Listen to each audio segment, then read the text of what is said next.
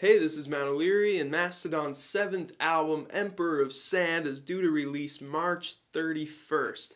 Very excited for this one. Thought I'd give my thoughts on a couple tracks they released to this point that are going to start off the album. Boom, boom, 1, 2. It's Sultan's Curse and Show Yourself. First off, very excited they're working with producer Brendan O'Brien again, who's worked on albums from, you name it, Incubus, Red Hot Chili Peppers, Rage Against the Machine, Stone Temple Pilots. But even more importantly, he produced their 2009 album Crack the Sky, which is definitely their most critically acclaimed. They definitely reached new heights on Crack the Sky, taking this by-the-numbers heavy metal sound and giving it a progressive twist. And that's been one of my go-to car listens for years. It's a totally unique and thrilling album. And this new one, Emperor of Sand, seems like it will be familiar in a lot of ways, which has kind of re-sparked my interest in this band. First off, with Sultan's Curse, we got some cryptic echoing bells that really get the hype train moving. Then it's the familiar chugs with Troy Sanders' bone-crushing voice sounding as powerful and convicted as ever. Then they pull off one of those signature Mastodon vocal switches with Brent Hinds coming in on the second section. I always think of Brent like Michelangelo from the Ninja Turtles. He seems like the fun-loving goof in the band who makes you cringe once in a while from vicarious embarrassment, but ultimately whose charisma you really couldn't do without. Bill plays some of his classic riffs with wild arpeggiation over heavily distorted but glistening chords. And I love how even after 2 verses and 2 choruses, you get the sense they really haven't reached the peak of the song yet. Until it comes like a wave in glorious cut time with soaring vocals that are just crying out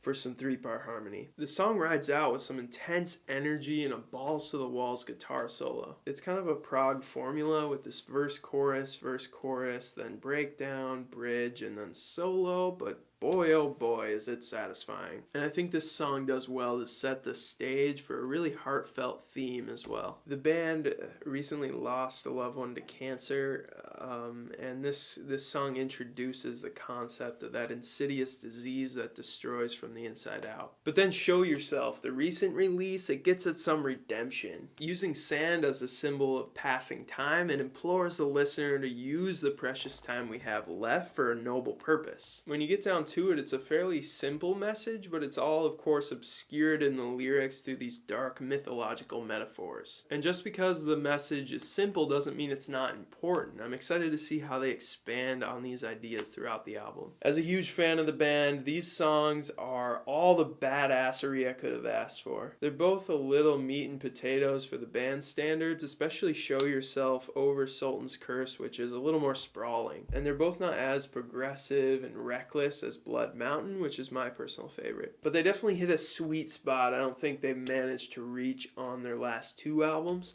There are enough moments of twisted beauty to trigger my nostalgic adoration for this band. So I'm really into these new Mastodon songs, but eager to hear what others think. So let me know, like this video, subscribe to the channel if you like the content, and have just a beautiful Super Bowl Sunday. Thanks for watching.